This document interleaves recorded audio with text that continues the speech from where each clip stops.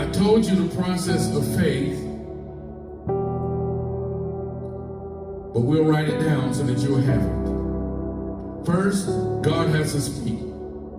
Because you can't have faith if God hadn't spoken. Because if he hadn't spoken, that means you haven't heard. And if you haven't heard, you can't have faith.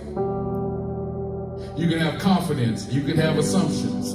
You can have determination. You can have willpower. But it's not called faith unless it came through hearing.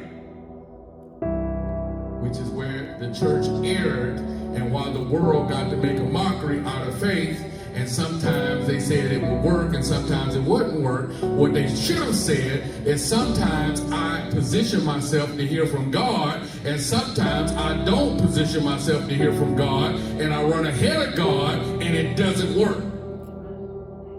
But instead they came up with acting like God was schizophrenia or sometime God. No, God is the same yesterday, today, and forever. Healing works all the time. Deliverance works all the time. Provision works all the time. Every day is supernatural and it works all the time. Spiritual laws are just that. Guaranteed to work because it already has the authority to work.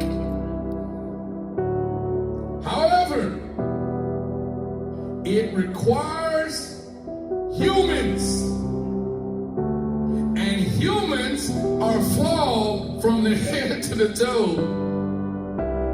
If you don't believe that, please look at some of the flaws in the mirror. But God covers the flaws and works through frail flesh because he's able to put grace on it. Ask your neighbor, are you grace like that?